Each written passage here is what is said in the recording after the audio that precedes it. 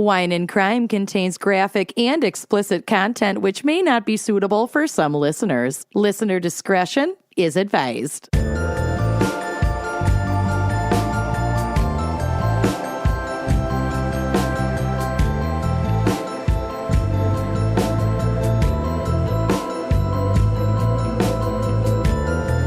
You are listening to Wine and Crime, the podcast where two friends chug wine, smoke a J, chat true crime, and unleash their worst Minnesotan accents. Subliminal messaging. I'm also smoking a J. I'm Amanda. Sure do. I'm Lucy, and it's not hot in here at all. I'm so sweaty. I have my air conditioning on, but like the flow, I have to have the door closed because June's going to walk in at any fucking moment. I love when she bursts into your office. It's so cute. Trying to keep her at bay for as long as I can. I know, but it's so cute. Yeah. Just a drunk, tiny person just like, ah! Wasted. Corey said she was at Lachelle's the other day, and they have like some old like vintage beer cans as like a display. She had one beer and she could not keep it together. She had one beer can in her hand and she was walking around like she was shit-faced. Hell yeah. Her huge diaper butt. And her pink and purple Nikes. I want the stats on how diaper butt contributes to like the lack of equilibrium that toddlers have. It's so funny. There's nothing funnier to me than a toddling ass toddler, but the diaper is just full. It's just big and square. They're like squared off edges. Yeah. Shit's nasty, but it's so funny. It's like it looks like they're wearing Pilco pump pants. It really does. Oh my God. What was that show? That was so good. What Ricky Gervais and yeah, what the fuck Pilco. Was that? Whatever it was called. It was so sweet. Don't okay, worry about that's it. what I'm going to have to rewatch that because I'm severely depressed this week. I have some not great housekeeping.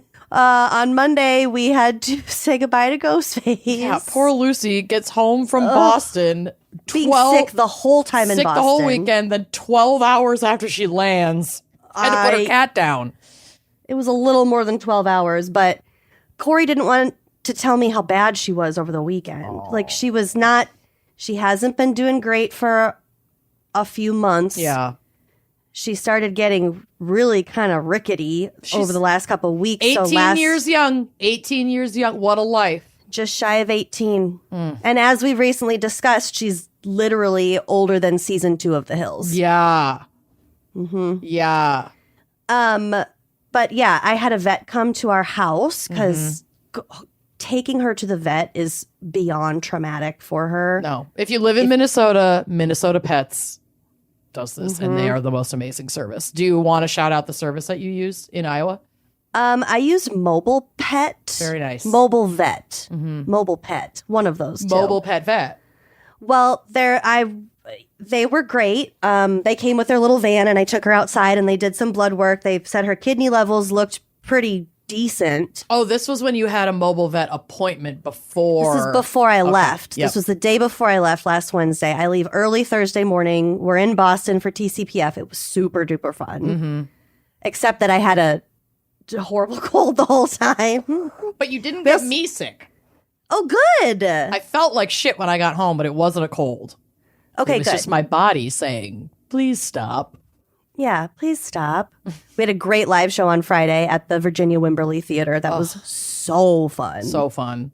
But yeah, came home late Sunday night. I don't think I laid eyes on Ghostface when I got home. Like I saw her at her usual post, which is nestled up to the air conditioner in our bedroom because it's warm and it vibrates. She loves it.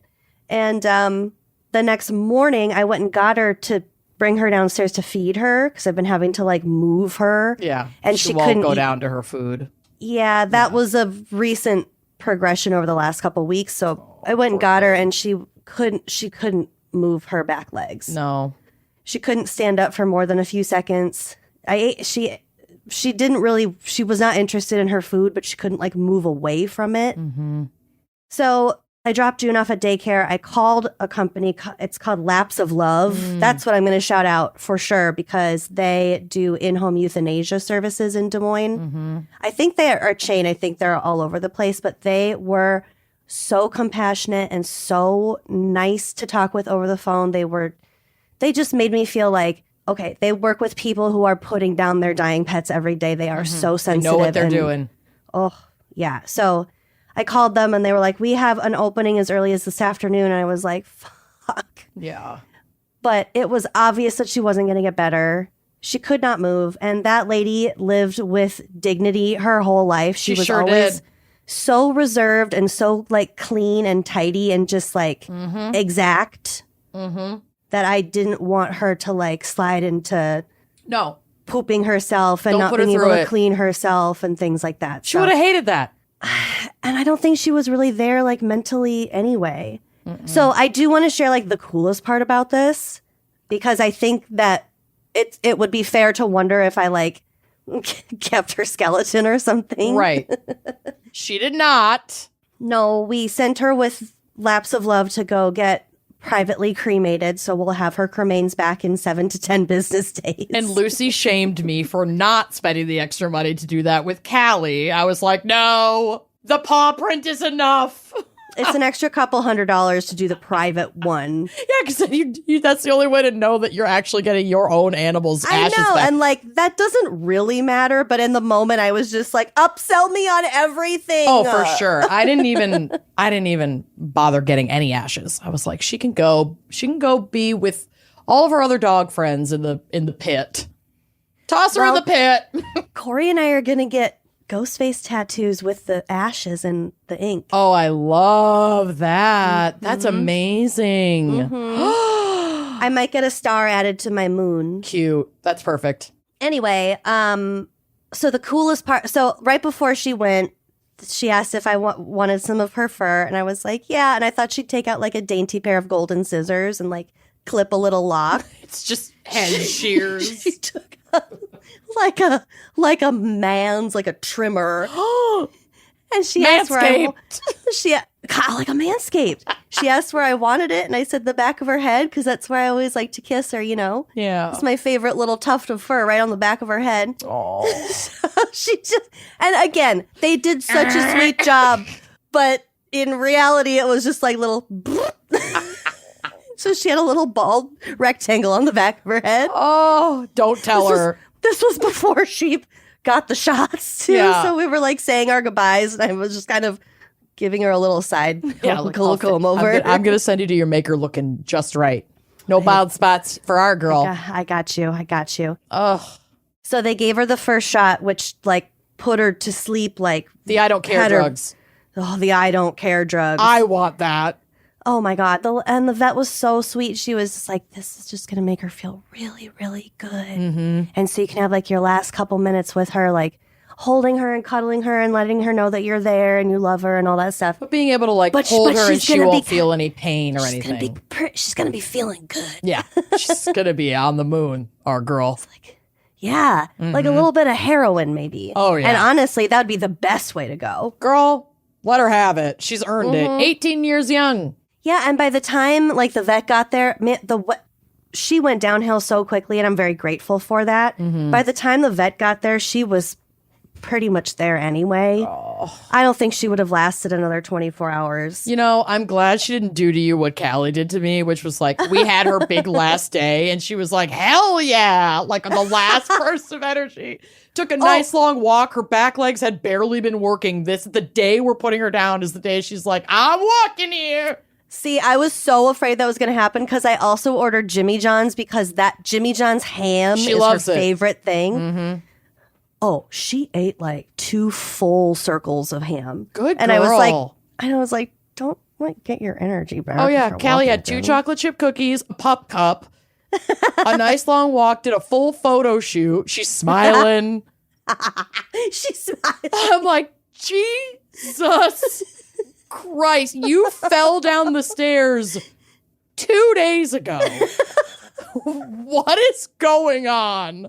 Like, my neighbor, she doesn't live here anymore, God bless her. I was sitting outside with her and we were just having like a moment together. And my neighbor, Cindy, comes over and she's like, oh my God, it's so nice seeing you in the yard. Oh, look at Callie. She looks great. I'm like, yeah, well. We have an appointment at 4. These are her last 2 hours. No. So give her your best. It's terrible just watching the clock count Oh, down, it's the too. It was worst. so bad. I had to turn on Love on the Spectrum. Had I was to. like, I need something. I would have turned on that Ricky Gervais show. Yes, I need something wholesome. With absolutely no drama. Pessimistic, negative anything. So anyway, the cool part, she gave her the loopy drug, and then she gave her the final drug, which is like an overdose of like salt, basically. It's overdose of something really simple. It stops their heart, yeah. Yeah. And so she gave it to her, and like a moment later, like probably right when Ghostface would have been died, taking her last crossing. breath. What June has this puzzle. Oh my God. It's farm animals, and then when you put the puzzle piece in the right spot, it makes the noise of the animal. Fucking double meow from the other room at that very moment. Yes. Did the vet say anything? I went, what the fuck was that? Those were my words. To be clear, June was at daycare when all this was happening. So it's not like June was in the other room playing with her puzzle. Nope. No one was in there. Her room. The lights were off in that room. Hadn't been in that room in hours. Oh, Ghosty was saying goodbye. I think it was a goodbye and a thank you. I think it was, yeah. And also like a, hello, I'm a fucking ghost now. Yeah, you thought you were rid of me? Guess what? I will be haunting you. Yeah. Good. So that actually was enough to like spin my brain a little bit in the moment to be like, oh, fuck, that was cool. That was amazing. It's a very powerful, positive moment. Yes. So, yeah. Oh, and then they glad tucked it was her in a good little, experience. Then they laid her in a little basket with a little pillow and a little blanket and she like tucked her in. No, Callie was carried away like a soldier off the field in World War I, on like with 2 people holding her on like a little cot with like the sticks in it. Like MASH. Pretty much. It was a MASH moment covered in it, literally like a buffalo plaid, like red blanket, like wool blanket. It's like, put her in the back of somebody's car. It's like, okay, oh my God. Yeah. Okay, bye. It's just like such a bizarre process, but I would take that over taking, because I also had to put a dog down, Burke, at the vet. It was like an emergency vet situation, and I didn't think he was going to be put down in that appointment, but there we were. He was like having seizures and shit. That sucked. 0 out of 10 do not recommend, but getting to do it at home on her favorite blanket in the backyard in the beautiful October sun. She was laying on Corey's chest. Yeah, it's amazing. That's amazing. We don't do that for our own humankind. No, I mean, it's a more expensive version of how my dad wanted to put Blue to sleep, which was to take her out in the backyard and shoot her in the back of the head with a BB gun. He's with a BB gun. Or like something. Shoot her in the back of the head. He's like, I read a really great article once about an old hunting dog being put down that way. And, you know, his owner took him out for one last hunt. And then he's looking out over the lake, watching the sun go down. And then that's the last thing he remembers. Isn't that like literally Old Yeller? That's not an article. That's a children's traumatizing book. Not the plot of Old Yeller. Old Yeller is way more traumatic than that. Fine. But, like, he has a point. I mean, it's quick. They don't know what's coming. They've just had the best day of their life. They're looking the opposite way. It's like, look at the flowers, or what from The Walking Dead. Oh, just look at the flowers. Oh God. Anyway, someone out there knows what the fuck I'm talking about. It might not be The Walking Dead. I don't care. Anyway, that's my trauma for the week. Thank you for listening. All right. Well, this week we have a very special family. No, I forgot about that part. Oh no.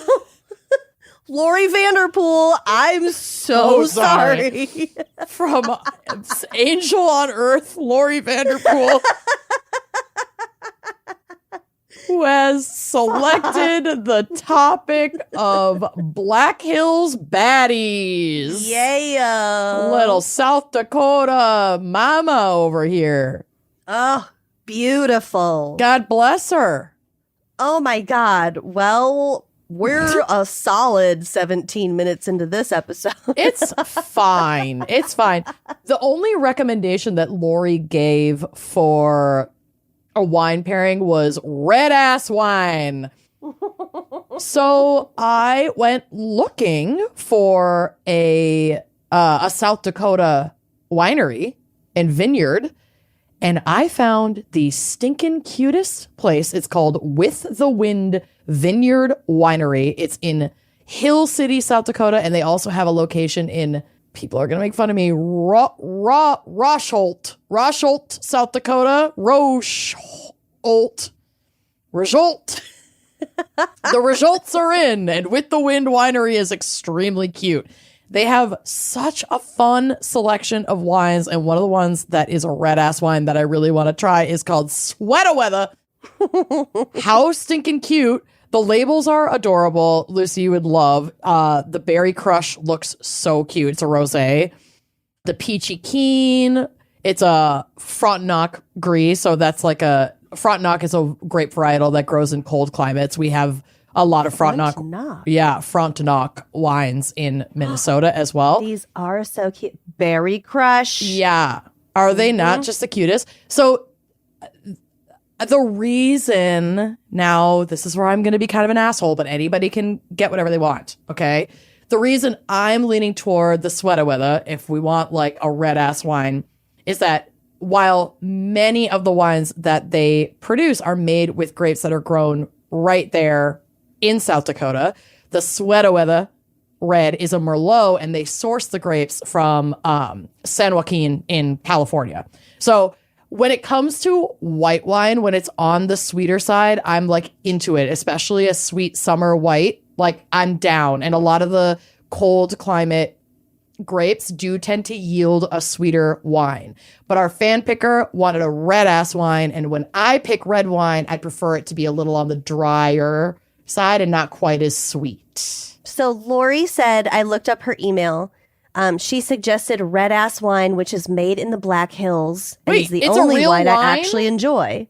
Red ass wine. I just thought it was a joke that they wanted like really red wine. I had no idea this was a real thing.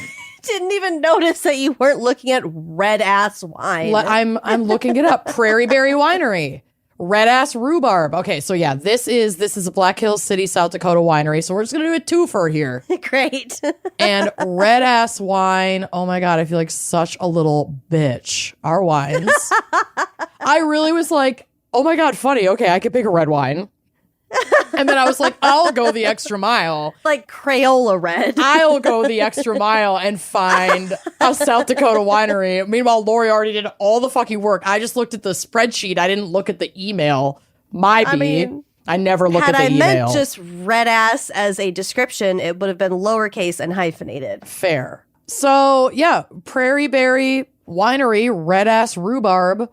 It's a raspberry wine. It's not a grape wine. This is a fruit wine, so it's going to be nice and sweet. You can probably serve it chilled.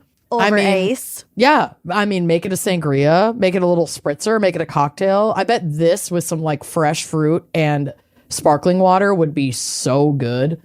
Like you could muddle some raspberries and mint in the bottom of your glass and then fill the glass with ice and do like half red ass rhubarb and half sparkling water and then sprig of mint as a garnish. That would be really fucking tasty. Somebody try that and tell me if it's good.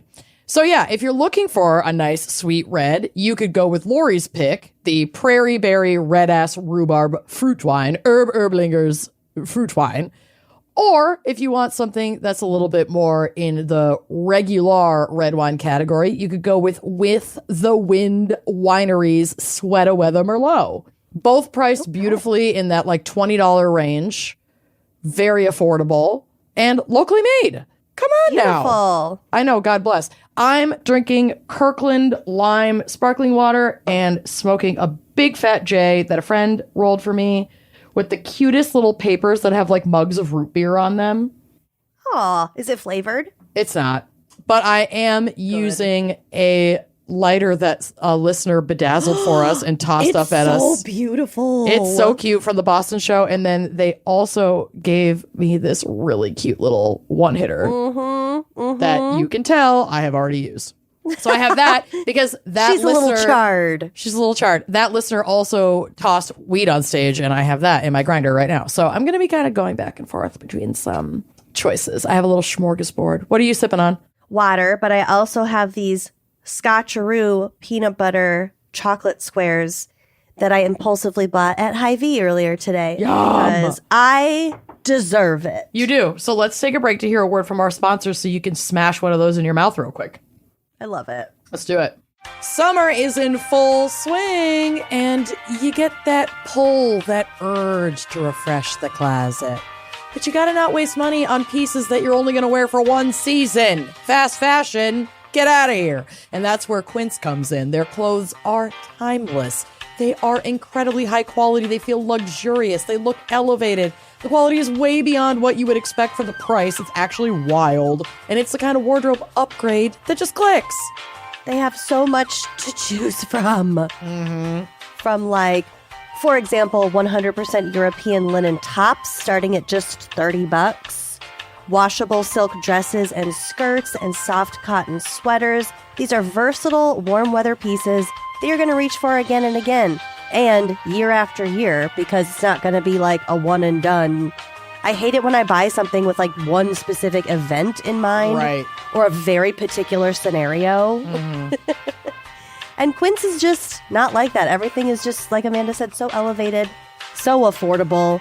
And that is the best part. Everything with Quince is half the cost of similar brands. By working directly with top artisans and cutting out the middlemen, Quince gives you luxury without the markup.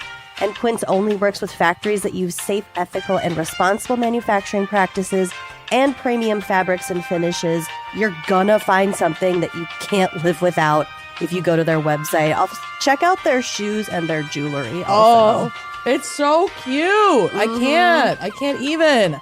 So give your summer closet an upgrade with Quince. Go to quince.com/wine for free shipping on your order and 365-day returns. That's QUINCE.com/wine to get free shipping and 365-day returns. Quince.com/wine. I just changed my sheets this morning, and up in my rotation were my Miracle sheets. There they are. I love them so much. It's hot in my bedroom, and my Miracle Made sheets keep me at the perfect temperature all night long. They're nice and crisp and smooth and just like super duper comfortable. And I get better sleep just knowing that I'm not sleeping on bacteria. Girl, I can't even. These sheets are amazing because they're infused with silver that prevent up to 99.7% of bacterial growth, leaving them to stay cleaner and fresh 3 times longer than other sheets. So you're, again, not sleeping on bacteria. You're not getting those gnarly odors like being in a boys' dorm room. It's not messing with your skin. It's just a better situation for your sleeping. But like Lucy mentioned, and my personal favorite thing about them is their temperature regulating properties. They really do provide a better quality sleep. That same silver infused fabric, which by the way, inspired by NASA, with an ISM, Miracle Made sheets are thermoregulating and designed to keep you at the perfect temperature all night long, no matter the weather. So you get better sleep every night. Lucy and I both have those like older houses where the upstairs bedroom wasn't there originally. It was an attic, and so it doesn't have the same like airflow that the rest of the house does. These sheets have been a game changer. And speaking of all that bacteria that we mentioned earlier, these are designed for your skin. If you're sleeping on bacteria, it's going to clog your pores. It's going to cause breakouts, acne, potentially all over your body. So you can sleep clean with Miracle. And Miracle sheets are so luxuriously comfortable without the high price tag of other luxury brands. They honestly feel as nice, if not nicer, than sheets used by some 5-star hotels. Upgrade your sleep as the weather heats up. Go to trymiracle.com/gals to try Miracle Made sheets today. And whether you're buying them for yourself or as a gift for a loved one, if you order today, you can save over 40%. And if you use our promo code GALS at checkout, you'll get a free 3-piece towel set and save an extra 20%. Miracle is so confident in their product, it's backed with a 30-day money-back guarantee, so if you aren't 100% satisfied, you'll get a full refund. Upgrade your sleep with Miracle Made. Go to trymiracle.com/gals and use the code GALS to claim your free 3-piece towel set and save over 40% off. Again, that's trymiracle.com/gals to treat yourself. And thank you, Miracle Made, for sponsoring this episode. So cooking has always been, kind of a challenge for me. And I often will hit that time for dinner and it's like, I don't really quite know what to make. And frankly, this summer, Butcher Box has majorly had my back. I don't have to think super far in advance about prepping a protein for dinner. You can skip that last minute supermarket sweep or impromptu chopped challenge with whatever is left over in your freezer, because Butcher Box is delivering better meat right when you need it. I literally just made these really delicious Japanese barbecue beef bowls with ground beef and veggies and it's delicious. I made coconut rice. It was so good. And I wasn't sure what to have for dinner. I looked in the fridge and the freezer that afternoon and I was like, I have everything I need to put this together, and this gorgeous, high-quality ground beef just waiting for me. Butcher Box delivers better meat and seafood straight to your door, including 100% grass-fed beef, free-range organic chicken, pork raised, crate-free, and wild-caught seafood. All Butcher Box proteins are sourced from partners who meet very strict animal welfare and sustainability standards. God bless. So that means no antibiotics or added hormones ever.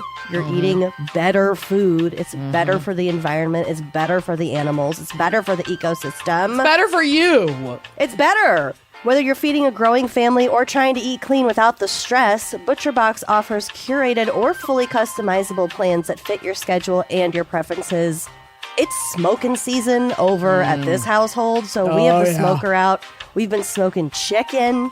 I got a whole rack of ribs ready to go in that bad boy. Me too. I have those pork ribs in the freezer. I'm waiting for the right opportunity. Yeah, with some sweet corn, some tomatoes straight from the garden. Yum. I have big plans for this weekend. And as a certified B Corp, Butcher Box is committed to high standards, from how the animals are raised to how the team supports workers and reduces environmental impact. Plus, every box ships free always and includes member-only perks like recipe inspiration, tips, and exclusive deals to help you make the most out of every meal. And right now, Butcher Box is offering our listeners $20 off their first box and free protein for a year. Go to butcherbox.com/gals to get this limited time offer and free shipping always. That's butcherbox.com/gals. Don't forget to use our link so they'll know we sent you. We're back. Before we get started, I wanted to show you the puzzle that I was talking about. Play that cat. Play that puss. So you take the cat out, and then this is what we heard.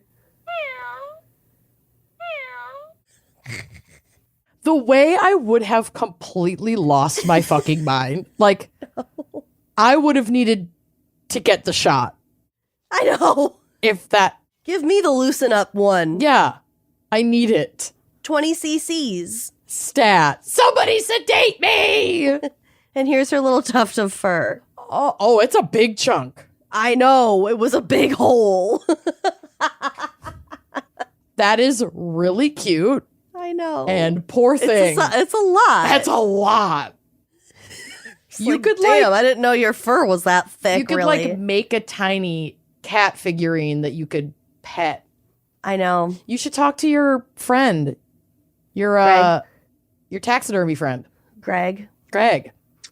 Taxidermy Greg. Dead animal Greg. He does such a good job, but for something like that, I think I would need a gentler touch. Fair enough. You know how he handles those animals. I mean, let's just... It's too much. You can see the super glue. Is all oh my God. Does he listen? I don't think so. I don't think he remembers me half the times I see him. Greg, if you listen, text Lucy right now how offended you are. Listen. Also, Greg, I was mostly talking about that little box that you made. Everyth's fine. Anyway, this was several years ago in your craftsmanship. You've probably come a long way. I think he has a spot at the Oddities Festival, the Traveling Oddities Festival. Very cute. Where he's articulating mice as a class. Oh, cute. Yeah. So yeah, he's in the cornfields on Instagram if you guys want to follow him and see if he can articulate something. I'm sure there's no super glue involved. Speaking of cornfields, I don't know how much South Dakota is known for their corn, but maybe you'll tell us.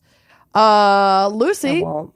Okay, that's fine. Well, there aren't corn's not growing in the Black Hills, probably, because not in the It's park fairly anyway. arid. It's fairly arid in the state of South Dakota in general. But yeah, Black Hills is not known for its corn. You know what is gorgeous, though? If you're driving out, especially from Minnesota to the Black Hills at like the right time of year, which I want to say might be August or end of July, early August, you'll drive through miles of sunflower fields that are in full bloom. And it is some of the most beautiful scenery I have ever seen.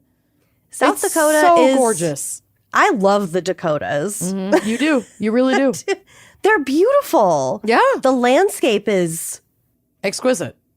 I mean, it's a lot of like kind of the same thing. And it's a lot of nothing, but then suddenly like bursts But suddenly forth there's out of the something ground. like Something unbelievable. amazing. Yeah, it's pretty cool.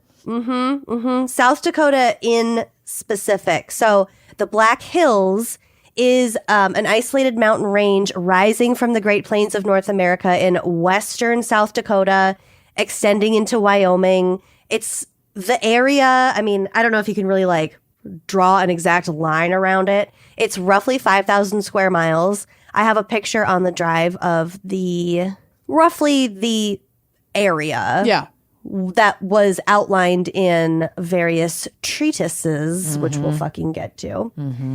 The highest point in the Black Hills is Black Elk Peak, and it's at about 7,244 feet. And the Black Hills are called such because of all the evergreen trees around them. There's a really cool satellite image that I have. Huh. I did not know that. It's darker than the area around it. That satellite image is wild. I think I always assumed it was called the Black Hills because you can, in a lot of the state areas in the state park, you can see these like, because, it's all these hills, quote unquote, are like layered sediment. And some of the sediment is so dark that there's like black streaks running through the hillside. I always just assumed that was it, but this is way crazier. It's funny that you mentioned like the rock formation because it's my understanding. I didn't research this enough to even put it in my notes, but I read that the Black Hills, like the mountain range, sort of wraps around this super green part because of just the tectonic plates moving and pushing up all of these layers of rocks into this mountain range. And you can see a clear delineation of like the different ages of the fucking rocks that are however many millions of years old on these pushed up parts. It's amazing. It's incredible. But I think that like captures and retains more moisture. So you have all of these evergreens and like coniferous trees. Gorgeous. That's why it's so much darker than the land around it. Very cool. Because more of South Dakota is, like I said, more arid and like Dry. high plainsy. I mean, it is, but okay. So the Black Hills, or what are called Paha Sapa or Hay Sapa, are the sacred center of the Lakota Sioux world. And you had kind of mentioned this earlier in our text messages. The Lakota versus the Sioux and all of these different names of these different tribes. The Sioux people can be sort of split into 3 different camps, one of which is the Lakota. Okay. So in my notes, I'll say Lakota or Sioux, not trying to say that they're interchangeable, but they overlap. And also there are a lot of different tribes involved in this entire story. So it's kind of like not all rectangles are square, but all squares are rectangle. Like not all Sioux are Lakota, but all Lakota are like under the larger umbrella, familial umbrella of the Sioux people. The Lakota are like a subculture, subcommunity of the Sioux people. That's my understanding. Okay. I could be wrong. I'm not an expert. No, we're very open to feedback on learning. that. Yeah. But that's what I have come to understand. It also makes sense in the context of the story of this. Also, yeah, because I sent her something earlier that was like, oh, I'm not covering this, but this could be really interesting to include in your background and case adjacent notes. It became my entire segment. I went down a fucking rabbit hole about that. I mean, it's horrifying, but also really important history for us to know about. But then I panicked because I was like, it's about, treaties with the Sioux people. And then I was like, oh, fuck, no, the Lakota. I was like, wait, but also the Sioux. I'm really stressed and I'm trying to figure this out so I get this right. And I do. There's a lot of tribes. And we don't have the cultural background knowledge of, or a robust enough education system to teach us about all of these things. So we're learning about this along with you in a lot of ways. We're learning it too. So thank you for your patience. And I do have some resources towards the end of my segment if you want to get more involved, get some more information, or just follow and amplify and support some of these groups. Yeah, I have a feeling this will be a very advocacy heavy episode. Yeah. Okay, so Paha Sapa or Hay Sapa are the sacred center of the Lakota Sioux world. Lots of fish, game, timber, minerals, natural resources are located there. Plus, it's just beautiful. We'll get to the resources. Oh, yeah. Yeah, and like I keep saying, the landscape is different from everything around it, so it's kind of a very apparent, oasis almost. Sure. So the Lakotas, the Cheyenne, the Arapahoes, the Kiowas, and the Kiowa Apaches believe the land to be sacred. Specific locations in and near the Black Hills considered as sacred include Bear Lodge Butte, a.k.a. the Devil's Tower. Have you been there? Yeah. It's incredible. It's so cool. And so weird because, again, it's miles of nothing. Just no flat, mountains, totally flat. No hillside. It is flat, and then this fully suddenly, vertical, this erect. Huge. Oh my God! Ray's laying on this puzzle. Now it's crowing. Uh-oh. This puzzle is haunted. Or maybe we figured out who was fucking with the puzzle that might have caused the cat sound. He wasn't, because he was sitting next to me because I was forcing him to be part of the process, so he understood that his sister was gone. Oh, that was really, really, really good on your part. That's good pet ownership. Good death care. I showed her to him right before she got the first shots or anything, and then I showed her to him after. Oh, also I didn't say, after she was fully dead, the vet went out to the van. She said with glee. Well, to get the basket, the wicker basket with the pillow and the blanket. Yeah, her wartime gurney.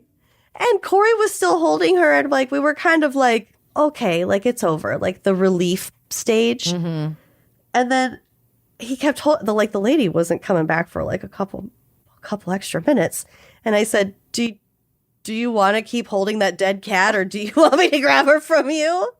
And he's like, "I wouldn't mind if you took her off of me." You could have a shift. So I grabbed her, and she was so floppy because she's fucking dead. But I was just like, oh, if you were only this snuggly, all the time. I mean, not to be morbid, but it was weird to just sort of flop her around a little bit. I held Burke for a while because he was small enough to be held. It is very strange. It kind of made me feel a little bit more comfortable, though. Yeah. I mean, it was sort of one of those things where it's it's not scary. I mean, it doesn't have to be scary. It's obviously incredibly emotional, but that was just sort of one of those things to be like, okay, I'm going to try to be a little bit lighter and more normal about this, just to help my own mental health. Physical. Yeah. Anyway, I'll stop talking about it. You never have to stop talking about it. I'm not going to stop talking about it. No. Okay, Devil's Tower. Yes, so incredible. It's so cool. I mean, there's no surprise that that's a sacred site. Speaking of dead cats, Devil's Tower is amazing. It all circles back. We got a lot of buttes here. They also have Bear Butte, the Racetrack, also known as Red Valley, Buffalo Gap, Craven Canyon, Gillette Prairie, the Hot Springs Minnetonka area, Inyankara Mountain, Black Elk Peak, which again is the highest peak, Black Buttes, White Butte, and Rapid Creek Valley. The Buttes. The Buttes. She's a Butte, Hank. They're a butte. They're all buttes. Most of these places are part of the traditional histories of the tribes, some related to extensive migrations and pre-contact times. Like this is a very, very important, cherished area for a lot of different tribes for a lot of years. Right. For the Lakota, the Black Hills were frequently used for the individual vision quests.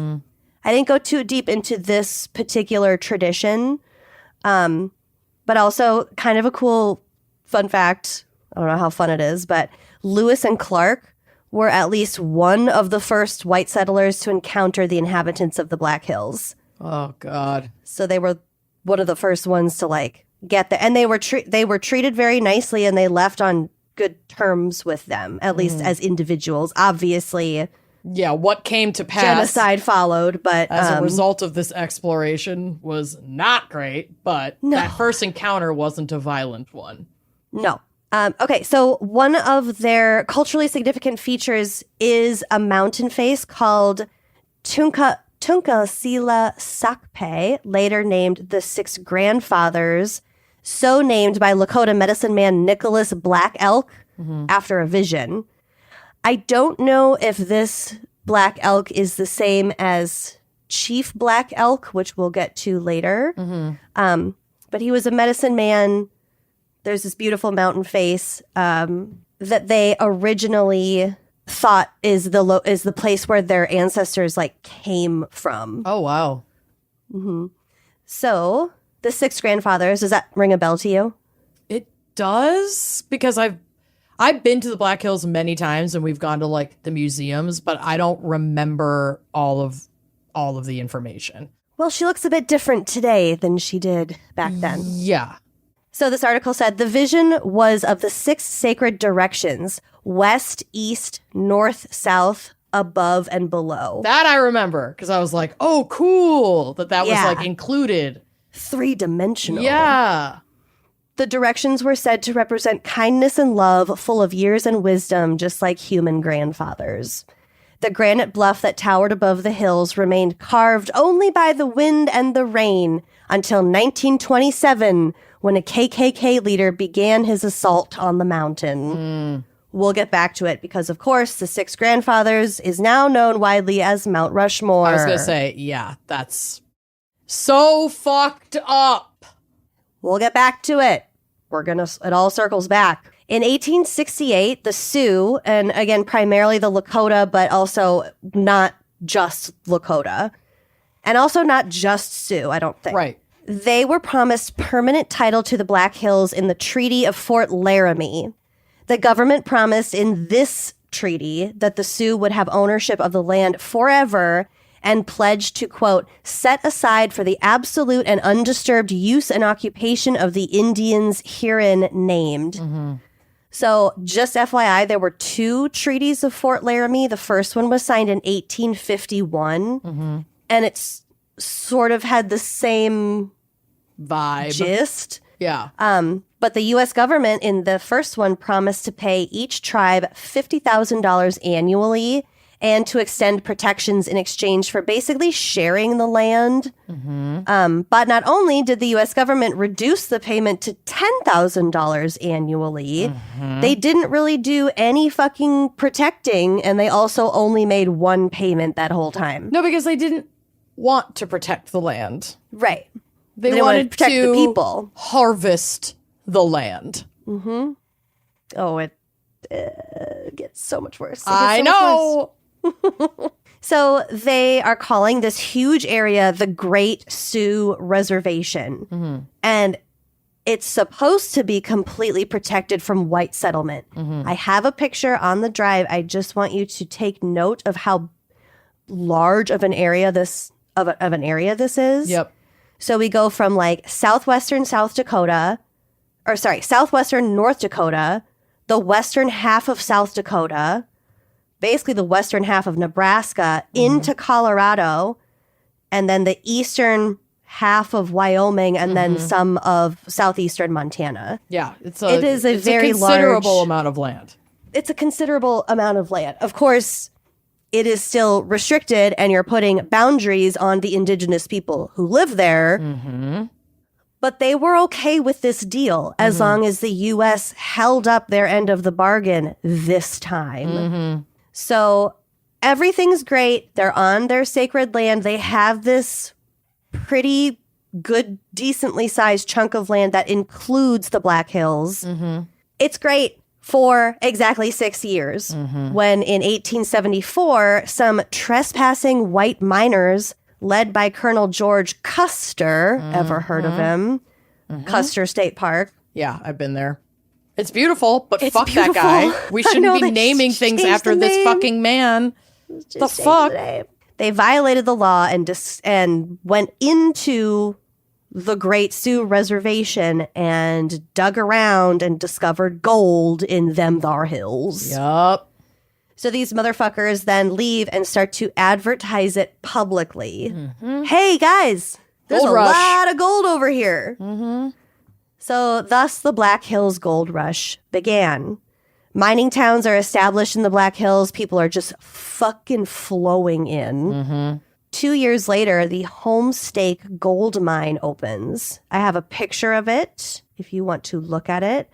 The sure do. Homestake Mine is one of the largest and longest running gold mines in U.S. history, producing about 10% of the world's gold Holy and contributing to the shit. Hearst family fortune. It all fucking comes back to gold. In fact, the main reason for that initial 1851 Treaty of Fort Laramie, the first one, that was put in place because so many people were traveling west to California For that the gold more rush. well-known gold Yeah, rush. uh-huh. They wanted to cut through the Black Hills. So the U.S. was like, "Oh, we'll just share the land. Yeah, Like, just you let can them people pass just through. pass They're not through. going to It's fine." stay. They won't stay. Yeah, so gold drove all of this initial bullshit. Capitalism is so fucked up and so fucking racist. I mean, it was also like gold, fur, timber, Yeah. all that other stuff. There But were a lot of resources that they pillaged, and we'll get to it.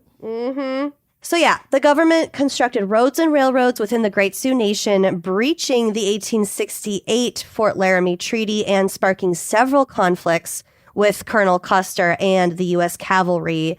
And that series of conflicts is called the Great Sioux War, even though it wasn't just the Sioux participating, and also the Sioux were not the ones instigating. Yeah, how So, about the Great Sioux defense of their fucking land? right? You boot-licking cuckboy bitches.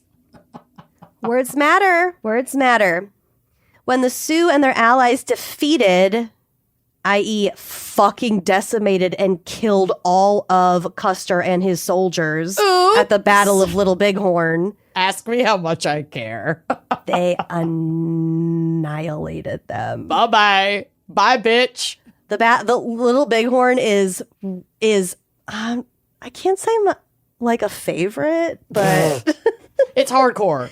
it's really hardcore, and you cannot help but root for the Of Sioux. course. Of if course you're not, not but- rooting for them, you should evaluate yourself. No, but it's like incredible. I Yeah. couldn't go into it. I've gone down that rabbit hole before. I didn't have it in me today, meaning I did not have time. So after that, there was a call for swift retaliation because the U.S. military was incredibly embarrassed. Oh, because yeah. Custer was like, he was leading the charge for all this shit. He was their guy. He was their guy. 2 months later, in August of 1876, the U.S. enacted what is called Sell or Starve, Jesus fucking Christ. which withheld promised food rations from the tribes that defeated Custer and his men. So they were like, oh, you want to kill all of our military guys, like all of our best guys? Well, you don't get To eat. to eat. That's what you call a war crime. Yeah. Yep.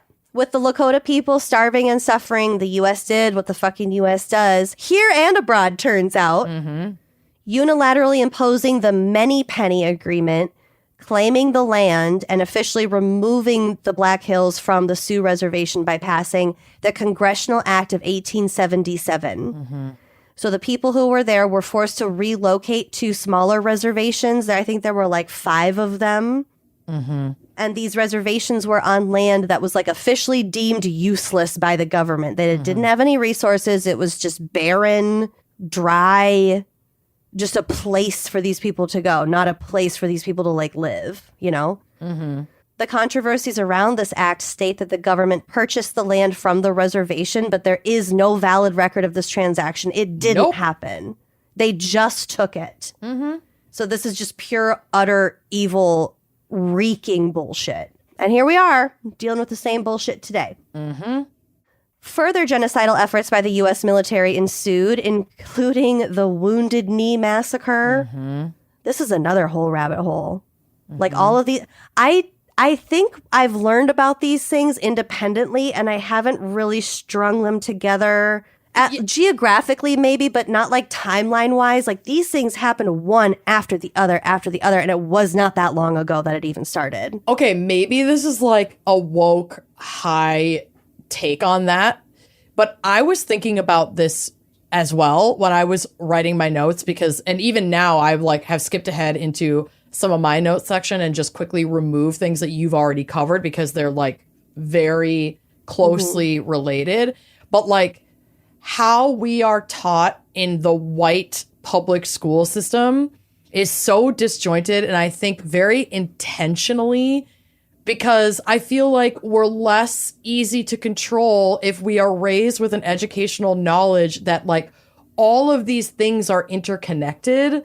And all of these things are like part of a larger system of oppression. And if we don't know about that stuff, then it's easy for us to just be like, what a weird once-off event. Then you that can't happened. Identify patterns and systems. It feels fucking intentional. The older I get, the more I'm like, yeah, okay, thank you. I feel like I'm losing my marbles sometimes. No, it's absolutely intentional.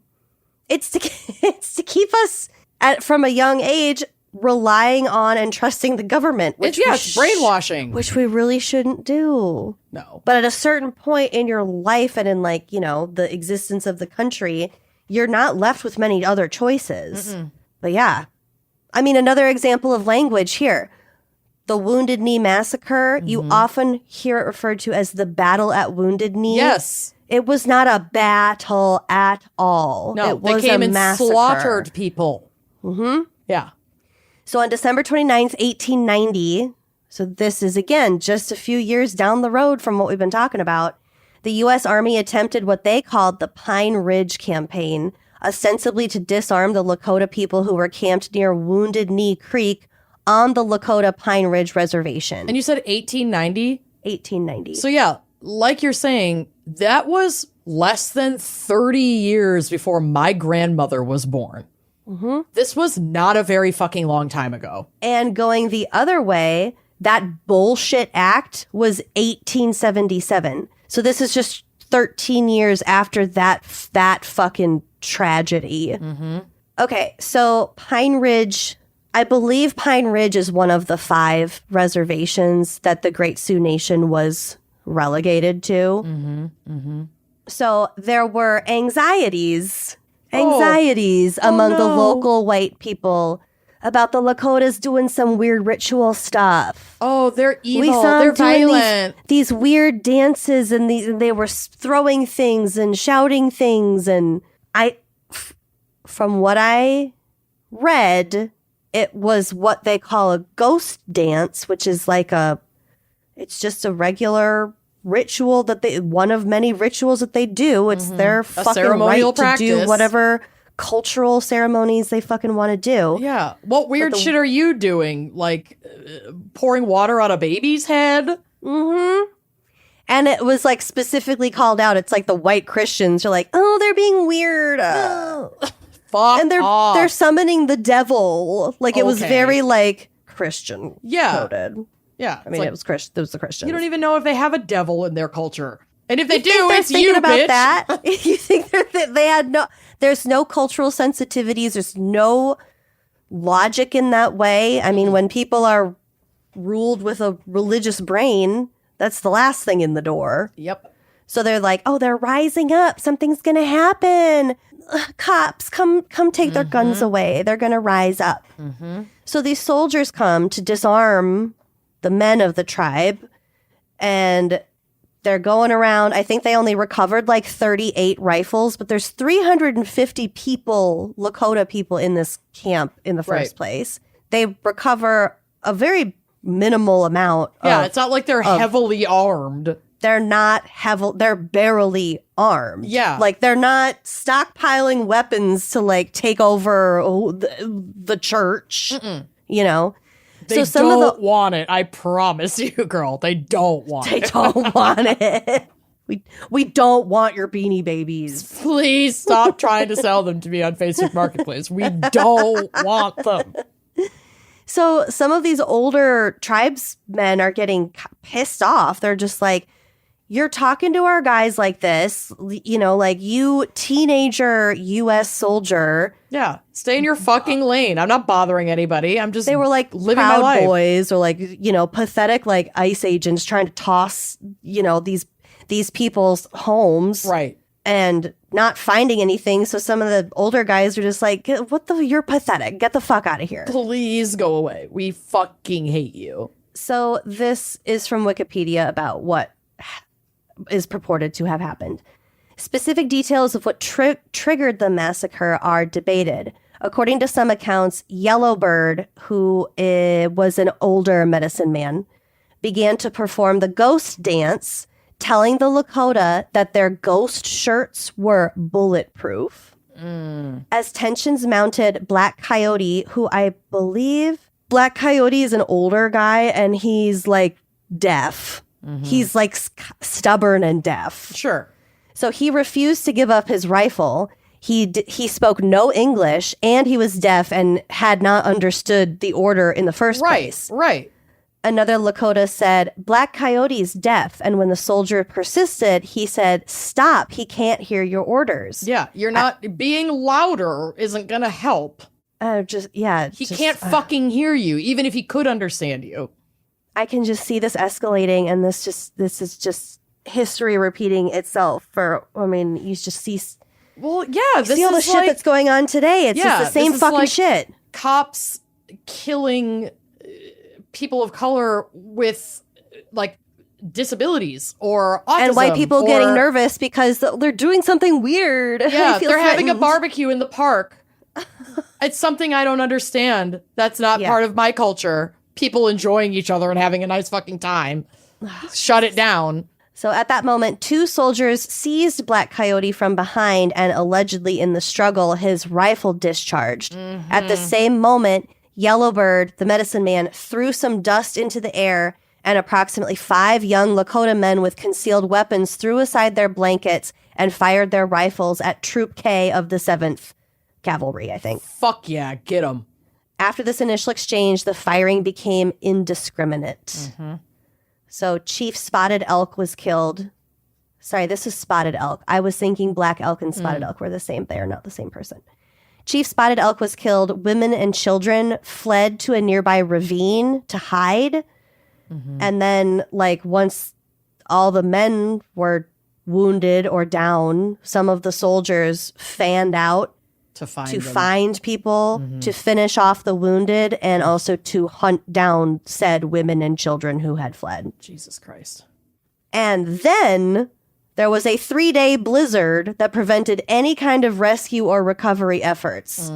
So after the snow finally fucking stopped, they were able to go out and bury their dead. Well, yeah, I mean, the military had to account for everyone who died, which is why these numbers are so wildly disparate. So in all, at least 150 Lakota had been killed and 50 wounded. Other estimates indicate nearly 300 of the original 350 people residing in this camp having been killed or wounded. Yeah, I tend to go with their account and not... I'm not trusting the military's numbers on this. Yeah, exactly. So some call this the worst mass shooting in American history. Oh my God. And I didn't put a picture on the drive, but there is a picture on that Wikipedia page of these quote unquote guns that the soldiers were using. They're cannons. Oh yeah. They're cannons. And they were just mowing down these people. Yeah. I mean, they would have to be, because if you think about it, like, guns then are not what they are today. And so actually killing 300 plus people, even 150 plus people with the like rifles and like muskets that they had. You'd have to clean them out every time. Taken forever and been nearly impossible. But when they're able to take down masses of people with like through cannon fire, that's a totally different animal. And that aligns more with the numbers that even the military is reporting. I don't think it was like muskets, like Revolutionary War, Civil War era. I think they had progressed more, automatic but weapons. It's certainly not. Yeah, but it really wasn't that far off. I mean, okay, I wanted to talk about Leonard Peltier, who is that guy he was an Indian rights activist. He was involved in a shooting on the Pine Ridge Reservation back in the 70s. And like he definitely like didn't do it or something. There's a lot of controversy around him. He recently got released from prison or I guess he's on house arrest just a few now. months ago. Yeah, he's on house arrest, but he's out of jail or prison. It was during the Biden administration. I think it was one of the last things that Biden did. But we'll have to do a drunk dive about him. That's a whole other thing. But he was born in North Dakota, and the incident occurred on that same reservation, which I've been to, by the way, Pine Ridge. It's really rough. I mean, I'll get to a little bit more, but like economically, it's not. I mean, I think Indian reservations in the U.S. in general are pretty fucking impoverished. Yeah, because we extracted resources from them and put them somewhere where we didn't care about that land. Exactly. Okay. So environmentally speaking, the gold thing alone had a huge negative impact on the area. The Black Hills are interlaced with multiple streams that are home to a bunch of different species of fish and which provide diverse aquatic communities. But from the year 1876 to 1978, so about 100 years, about 100 million tons of gold mill tailings and about 15 kilos and many other chemicals were lost daily into the Whitewood Creek water system. Y'all, like the straight up environmental rape that we have brought down on indigenous land in this country, and I know it's everywhere, but like if you just look even just right in our own backyard, it is fucking horrifying. It's certainly not sustainable. No. We're fucking cooked. Like, what the fuck? Yeah. Studies show that the water in Whitewood Creek has contamination levels that exceed the EPA's maximum concentration limit. This greatly affected the levels of chemicals that were in the fish that were a food source of the Sioux Nation. Despite attempts to clean up the contaminants from the water, it's still a large problem for most streams running through the Black Hills, which is a lot of fucking streams. Not to mention oil pipelines, which are a huge threat, which also violate laws and treaties that were set up to protect local tribes and the land itself. It's all illegal on paper. But there's so much money in it that's not even a fucking factor. And our government knows that there's fuck all these communities can do about it. Like, they don't have any, like, they don't have a military, like, you know, it's like these people are trying to defend their land with their bare hands. It's not like they could compile a military force to stop these illegal pipelines and this shit. Like, I mean, a military would be definitely squashed very quickly, but there are a lot of really incredible organizations that are doing a lot of very good work. We'll get to them. They're not totally... No, they're not defenseless. But I'm saying from where the government sits, it's like, yeah, it's illegal, but who fucking cares? What are you going to do about it? Exactly, yeah. You know? Okay. Told you I'd circled back to this. One of the most recognizable symbols of the United States and colonialism and imperialism and white nationalism and genocide and cultural erasure is Mount Rushmore. Yay! Mount Rushmore sucks, by the way. Sucks. It is the fucking dumbest. ugliest, You don't get close to it at all. biggest waste of time. We went when we were kids because everyone fucking goes to Mount Rushmore if you're in Minnesota and you do your South Dakota road trip. Yeah. Whatever. It is the worst. The worst. Stop dragging kids to Mount Rushmore. We don't give a fuck. It's ugly and boring and stupid. One of the 2 times I was there was during like Sturgis, as in the motorcycle rally, which is right by there. So the whole place was just full of bikers who I could only assume were just raging racists. Safe bet. Not all, a lot. But many. 2 of the 4 presidents featured owned human beings. And the guy who started blasting away 450,000 tons of stone to create the fucking thing was a virulent racist. His name was Gutzon Borglum. Fucking yuck. Are you serious? Yeah. Bro, that is embarrassing. His parents were, I think, Danish immigrants. I don't care. No, it's Gutzon Borglum. Get out of here. Literally, fuck off. From the Smithsonian, quote, the son of polygamist Mormons from Idaho. You don't say. Okay, so maybe he wasn't Danish. I think he, like, lied about his heritage at some point. He chose that name. Like, girl, I don't- that's worse. I shall henceforth be known as Gutsum Blotham, or whatever the fuck my last name is. Borglum. Borglum. Whoa. I have never heard anything so foul in my life. Oh my god. Borglum? Okay, so I can't wrap my head around it. also Idaho. No, we know Idaho. we know about the weird white nationalist bullshit havens that crop up in Idaho. Hey, they crop up everywhere. They do, but there's You're a not lot special, in but Idaho. there's kind of a lot. Idaho. In your their parts. Although he had no direct ties to the Confederacy, he did have strong white supremacist leanings. He was a fan. In letters, he fretted about a, quote, mongrel horde overrunning the Nordic purity of the West. Fuck you, dude. And once said, quote, I would not trust an Indian offhand 9 out of 10, where I would not trust a white man 1 out of 10. Okay. Who's writing? Who are you writing to? Yeah, what? What a weird thing to say. Your mom? Basically, he is a racist. Mama Gorblum? Borglum? Mama Borglum? Goldblum. No. Borglum. Never. Borglum. It's worse every time I think of it. Mother Borglum. Ew. Mama Borglum. Which mama? They were polygamists. True. Mother's Borglum. Mama's Borglum. Mother's Borglum.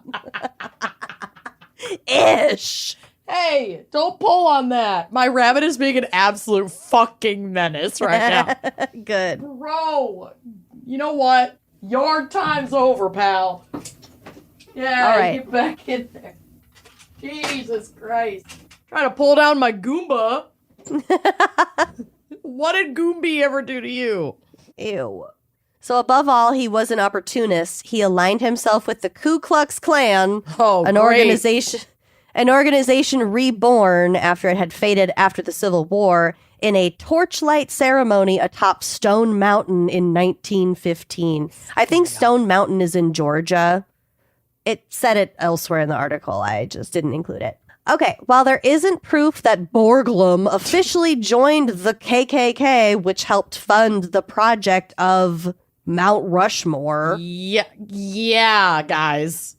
Stop going there. Stop going there. He nonetheless became deeply involved in Klan politics, writes John Taliaferro in the book Great White Fathers, a 2002 history of Mount Rushmore. Oh, we're over your fucking Clantics, Borglum.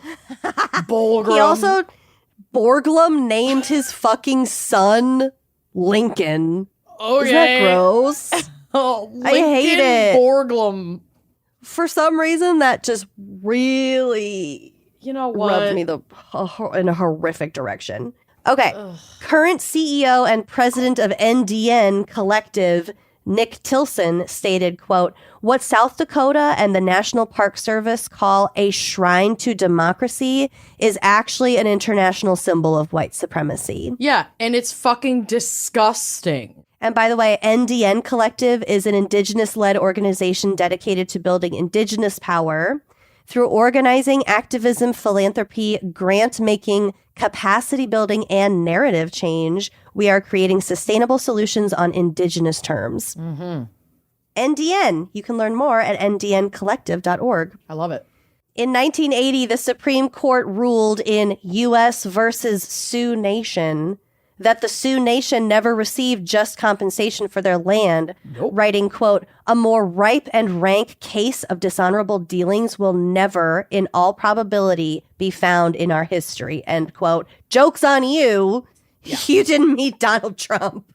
Yeah, but I mean, like, globally, since the founding of America, our atrocities, including against indigenous peoples, as well as chattel slavery, they're pervasive today for ways that the impact has lingered here in our country, but they've also served as the blueprint for, like, violence abroad, whether that's violence perpetuated by us, the United States, directly, or people taking a page out of our notes going, Hitler followed our example. Literally. Yeah. Literally. So, like, it's just, this shit, I can't. It makes me so fucking mad.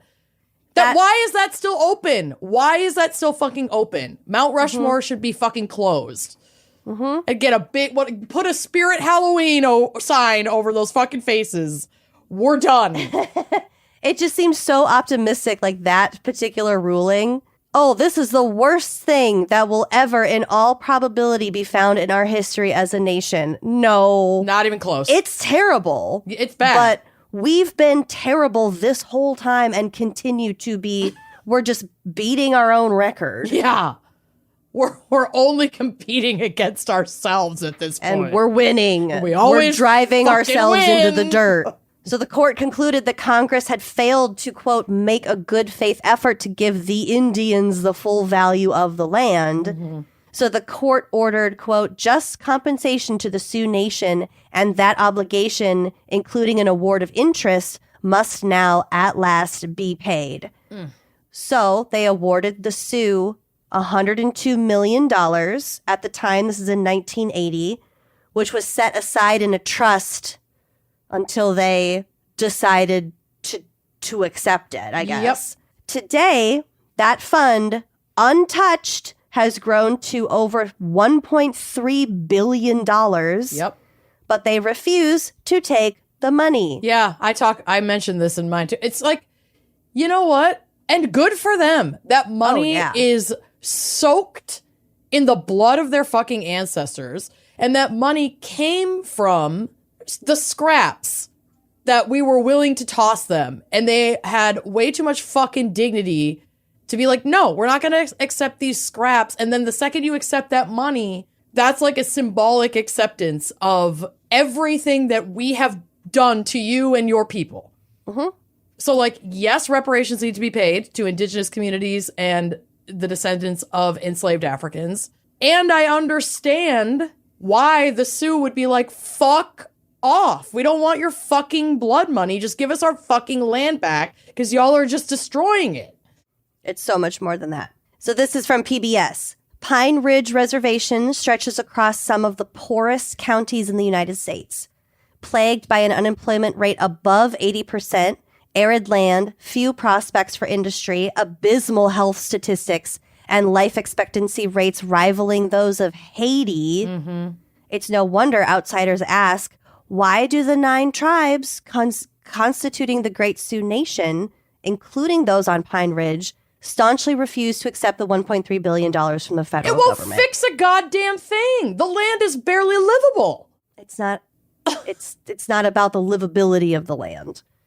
The tribes say the payment is invalid because the land was never for sale in the first place, and accepting the funds would be tantamount to a sales transaction. Yeah, that part. Quote, it wasn't yours to buy. quote, the Sioux tribes have always maintained that the confiscation was illegal and the tribes must have some of their ancestral lands returned to them. And they've maintained this position since 1877, said Mario Gonzalez, general counsel for the Oglala Sioux tribe, who has devoted much of his career to this issue. Mm-hmm. The effort to reclaim portions of the Black Hills, portions, mind you. Yeah. Just parts of it. Scraps. And that don't even include what is now called Mount Rushmore. You can have it. No one wants that anymore. Jesus fucking Christ. The effort to reclaim portions of the Black Hills is now both principled and pragmatic. They, quote, understand that times have changed and they cannot remove non-members of the tribe from these lands, said Gonzalez, and are asking instead for some combination of federally owned, unused land and joint management or rental agreements. Mm-hmm. Tribal leaders are also quick to point out that not only does the $1.3 billion represent a fraction compared to the monetary value of gold, minerals, and timber already extracted from it, it's based on the value at the time of the treaty of 1876 or whatever, not today's value. Right, when that land was fertile and rich and, like, valuable. And then we fucking ruined it. And further, if distributed on a per capita basis across 9 tribes, the money would soon be gone with little permanent benefit to the recipients. Everyone would get, a few $1,000. Yeah. That's not helping anyone. And also they're not getting their land back, and that's what they want anyway. Ugh. So the Sioux still refuse the money. The Black Hills are not for sale. Standing with the Sioux here. Yeah. That's really fucked up. Mm-hmm. But check out the NDN Collective. Check out the Land Back Movement. There's all sorts of organizations. And this is certainly not the only example of cultural erasure, land being taken from Native tribes. Mm-mm. It's the story of our country. Make America great again. This episode is amazing. So I went down a hole. That's my segment. I love your hole. Thank you for sharing that with us. Thanks. Let's take a quick break to hear a word from our sponsors, unless, of course, you are a member of our incredible subscription service, Wine and Crime Uncorked, where you get these episodes ad-friggity free, baby. So if you want to join in on that action, plus a butt ton of bonus content, head to our website, wineandcrimepodcast.com. There's a little Uncorked tab. You can get yourself signed right up. Time for a sofa upgrade? Visit WashableSofas.com and discover Anabay, where designer style meets budget-friendly prices, with sofas starting at $699. Anabay brings you the ultimate in furniture innovation with a modular design that allows you to rearrange your space effortlessly. Perfect for both small and large spaces, Anabay is the only machine-washable sofa inside and out. Say goodbye to stains and messes with liquid and stain-resistant fabrics that make cleaning easy. Liquid simply slides right off. Designed for custom comfort, our high-resilience foam lets you choose between a sink-in feel or a supportive memory foam blend. Plus, our pet-friendly, stain-resistant fabrics ensure your sofa stays beautiful for years. Don't compromise quality for price. Visit WashableSofas.com to upgrade your living space today with no-risk returns and a 30-day money-back guarantee. Get up to 60% off plus free shipping and free returns. Shop now at WashableSofas.com. Offers are subject to change and certain restrictions may apply. Balance of Nature supplements is unlike anything else out there on the market. So as a result of years of research and development, Balance of Nature doesn't add any sugar or anything artificial. Any sugars in their supplements are naturally occurring. They're the good sugars. Yeah. They don't attempt to mimic what nature provides. They simply let nature do its job, delivering the phytonutrients that occur naturally in 47 different whole fruits, vegetables, spices, and fibers. Mm-hmm. And even when you try to eat a rounded, balanced, pretty natural diet, some stuff is often lacking. Did you know that more than 90% of Americans do not meet the recommended intake of dietary fiber? Oops, I'm definitely part of the 90%. I guarantee it. But like Lucy said, Balance of Nature supplements are designed to be a convenient way to get a wide array of those 47 fruit, vegetable, spice, and fiber ingredients into your daily diet. They're super convenient and easy to take with you wherever you go, and you can like incorporate them into your routine in different ways. So you can take the fruits and veggie supplements with water if you're just like a pills, get it down person. But they're also chewable. You can chew them, you can open them up and mix the powder into like food or a favorite drink, a smoothie. The fiber and spice supplement can easily just be mixed with water or, again, your favorite drink. Like, it's just so easy to put these into your daily routine. You don't even have to cook around them. Just add them to your morning beverage. And Balance of Nature supplements are also vegan, kosher, and gluten-free. Use code GALS for 35% off your first order as a preferred customer, plus get a free bottle of fiber and spice. So head to balanceofnature.com and use that code GALS for 35% off your first order. We spend so much time caring for the skin on our face, but girl, what about your neck? Don't neglect the neck. The décolletage. Come on. And you know what? Summer's in full swing, and your neck and chest get a lot of sun exposure, and I feel like we're not always super diligent about putting on the sunscreen. So you might be rocking sundresses, swimsuits, strappy tops, and your neck, baby, is out there for the world to see and the sun to beat down on. It's one of the first places to show signs of aging. And that's why Go Pure Beauty created their revolutionary Tighten and Lift Neck Cream. I am obsessed with this. I've been using it every night. It's perfect for your summer skincare routine. It's powered by clinically proven active ingredients, and this advanced formula is designed to visibly firm, smooth, and rejuvenate the delicate skin on your neck and chest. It's thin, it's delicate, and it can start showing results in as little as 4 to 8 weeks. So here's the thing, like I just said, the skin on your neck, it's thinner, it's more delicate, it's less oily than the skin on your face. So that means it needs extra love, especially in the sun and heat. When it's dry, when it's windy, you need it. Go Pure's Firming Complex targets the unique concerns of the neck while nourishing and strengthening your skin for a more lifted, youthful look, so you can feel confident showing a little more skin this summer. I used to work for a photographer, and she would always, like, point out people's necks. Like, ooh, yikes. It's something that you don't even really, like, notice. No. But that is it is a very underreported area where it just shows your age, maybe before you want it to. So for a limited time, our listeners get 25% off Go Pure with code GALS at checkout. Get the summer glow up you deserve with Go Pure. With over 1 million jars sold, this beauty secret is no longer a secret. For a limited time, our listeners get 25% off Go Pure with code GALS at checkout. Just head to gopurebeauty.com, use code GALS, and you're all set. And after you buy, do us a favor. When they ask where you heard about Go Pure, tell them it was from our show. We're back. So, Lucy covered a lot about the gold rush, so I took that out of my notes. But, like, after the gold... Sorry. No. Please. That was actually, it was, like, perfect. When the gold rush ended in that region, in the Black Hills, mining didn't end. Mining just shifted to other materials like silver, tungsten, iron, and limestone. But then in 1951... uranium was discovered in the region. Oh, good. And started essentially a uranium rush for colonizers to obtain it. What are you going to cover? What do we use uranium for? We're going to cover it. Okay. So within 2 decades, over 150 uranium mines were centered on Edgemont in the southern foothills of Pahasapa, the Black Hills, where the Oglala once made their winter camp. So this land was still very much in use, up until right around this time. Yeah, of course it was. It was their spot. Yeah. From 1950 to 1980, the U.S. was a major global producer of uranium, with most of it sourced in the western United States, often on or near tribal lands. The U.S. government even served as a guaranteed buyer for domestic uranium from World War II to the 1970s, valuing it for national security and weapons production. So it's used in bombs and shit. Okay.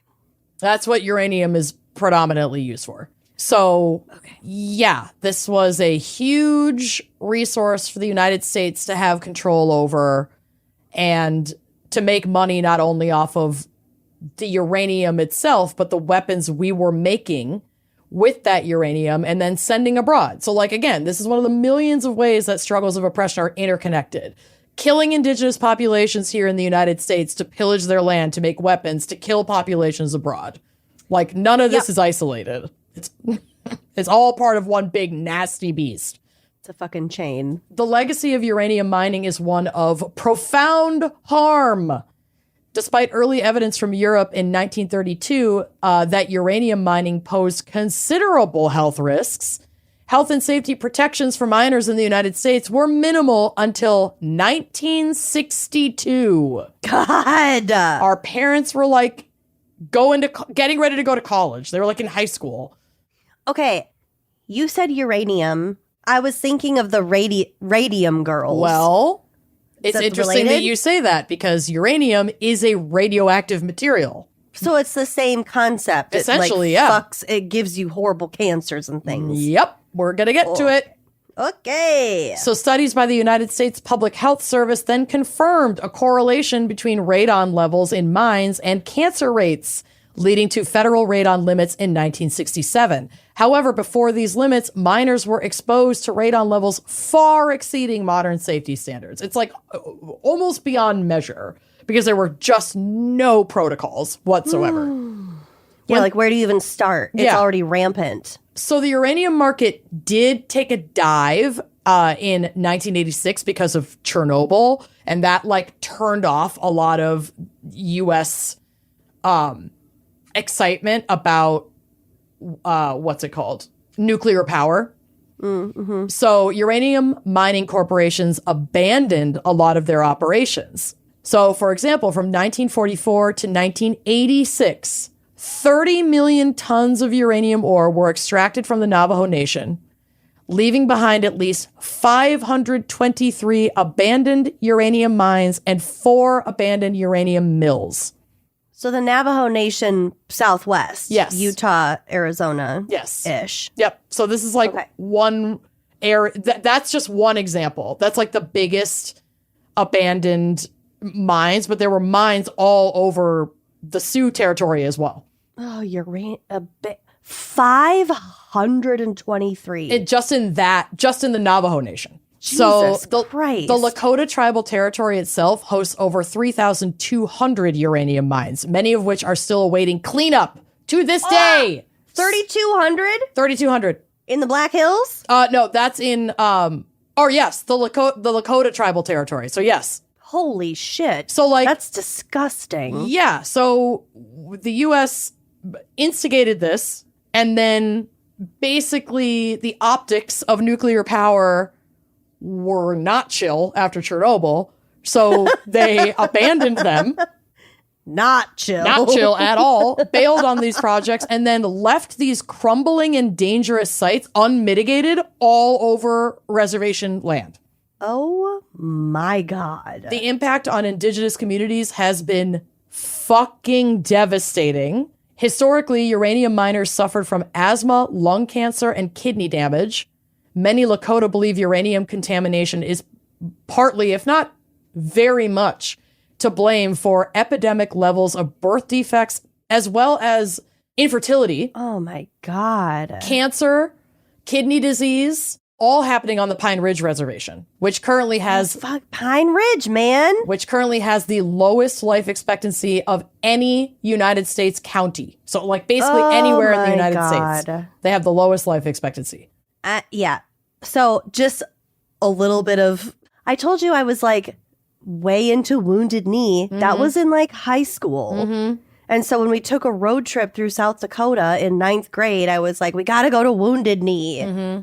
And we went, and it was like, I mean, I was 14. Yeah. It was so depressing. It Desolate. It was scary. It was scary. I still remember it just felt really sad. Yeah. I had never been to a place like that. Absolutely fucking devastating. Yeah, it was powerful. Mm-hmm. Ugh. So, radioactive material seeped into the Cheyenne River upstream from Pine Ridge as early as 1962. Lovely. Studies show abandoned uranium mine runoff caused elevated uranium levels in local water reservoirs and the Cheyenne River. Many residents on Pine Ridge depend on these water sources. And yeah, a third of homes in Pine Ridge lack access to piped water, like the way that we have city water, or sewer systems. They just have like wells. They have well water and septic tanks. Oh my God. So this often means that they're using well water that is contaminated. Yeah. And similarly, for everything. Yeah. Drinking, washing, cleaning yourself. It's fucking horrifying. And it's happening right next door to Minnesota. Mm-hmm. We have all this clean water right here and we can't fucking pipe it over. No. So before we mentioned the Navajo Nation and all of the abandoned mines in that region, approximately 30% of households in Navajo Nation lack piped water. Mm-hmm. And they were also relying on unregulated wells that could be, that definitely were contaminated by uranium. Jesus. So this is not an isolated incident. This happened in different indigenous land, reservation land, and remains a huge fucking problem to this day. So left with extremely limited resources, some Navajo people built in that region where like the 500 were left, built or fortified their homes with materials left behind in the abandoned uranium mines. They were not aware that these materials could emit radon gas. Oh my God. Their livestock. They were just like, a big sheet of steel or like some I have to build a barn. Like whatever. I have to fortify a wall in my home. I want to build an extension on my living quarters. There's all this abandoned material. It's just sitting there. Oh my God. It makes perfect sense. Horrible. But it was all contaminated materials. Ugh. Their livestock were ingesting contaminated water and vegetation, which also perpetuates the cycle of radiation exposure because they're eating the livestock. That's their food source. They're eating the vegetation that grows from the land.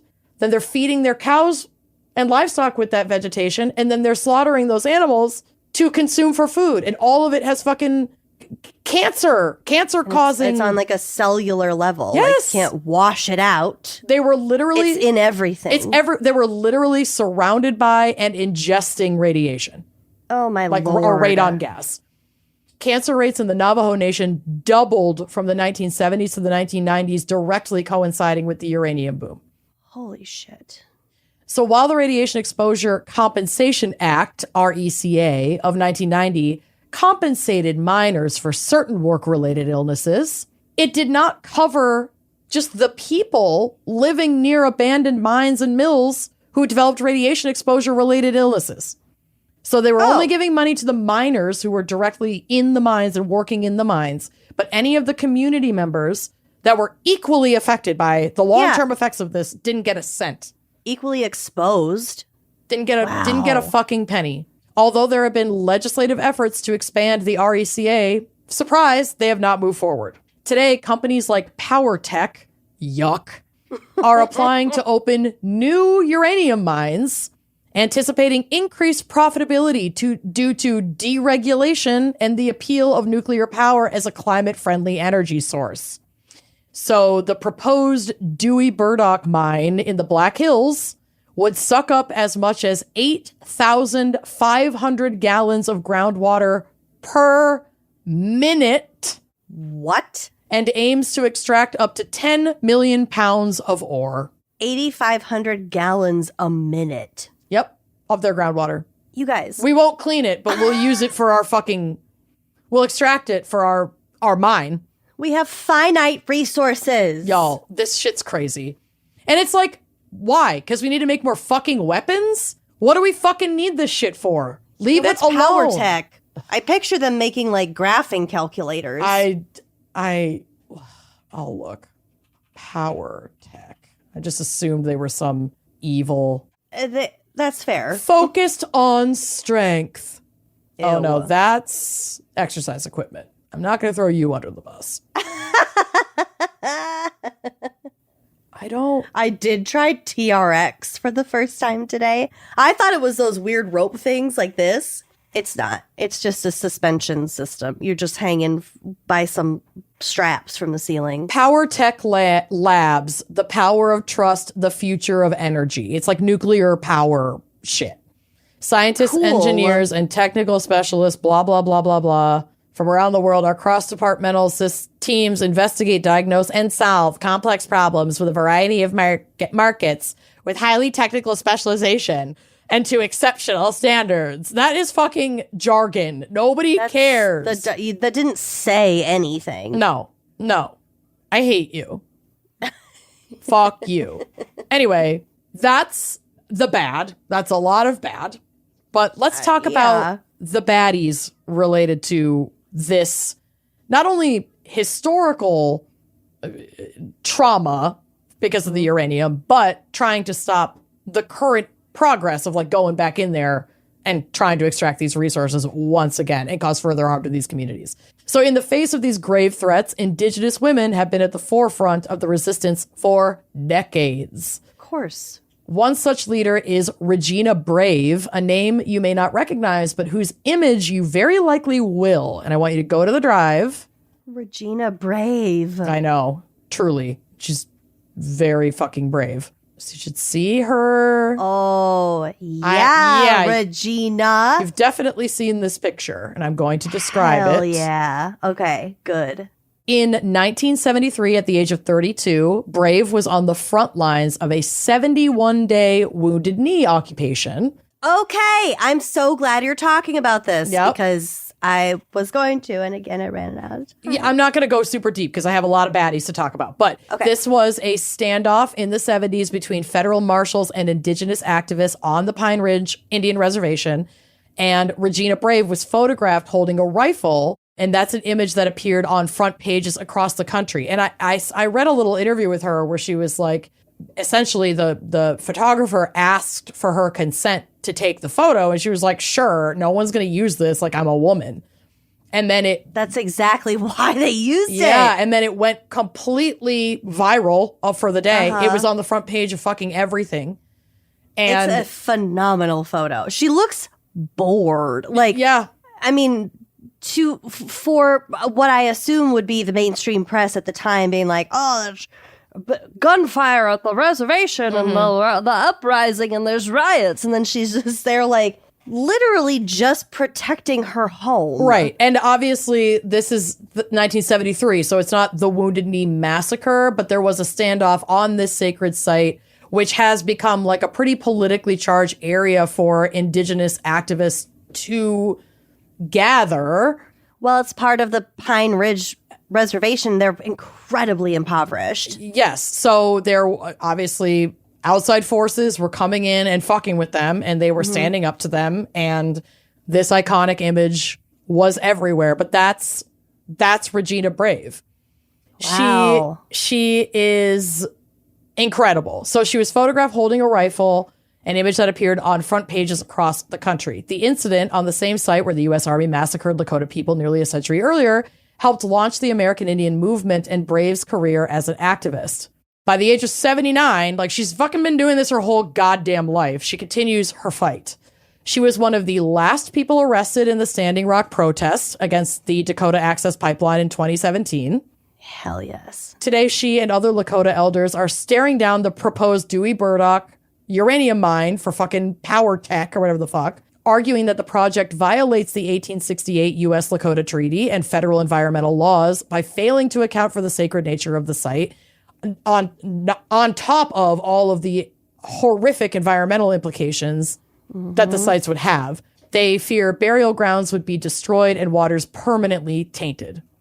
For Brave, this mine is, quote, just the latest battle in a long war to stop settlers' affronts to Lakota lands and sovereignty. She believes it's time to tell them, quote, get the hell off. Your rent is over. Yeah. I love her. Yes, Regina. She also emphasizes Lakota sovereignty, which is the right to determine what happens on their lands, a concept her grandfather instilled in her by making her literally memorize the 1868 treaty. Like, she can recite it from memory. She knows what the fuck the law is. She's not fucking around. Yeah. That's incredible. Yeah. Another key figure is Tanya Stans, an Oglala Lakota, whose grandmother and late uncle were also uranium fighters. Her uncle, William Mesteth, helped found the Oglala's Tribal Historic Preservation Office. And in 2010, filed a petition with the Nuclear Regulatory Commission to stop the Dewey Burdock project. So that they've been trying to do this for like a while, like get these mines back up and running for a long time.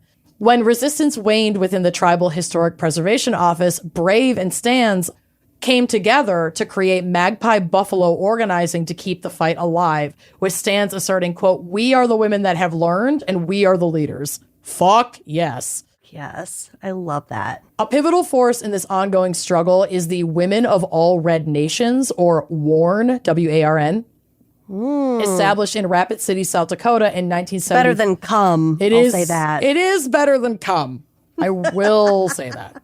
I will say that. God bless the strikers.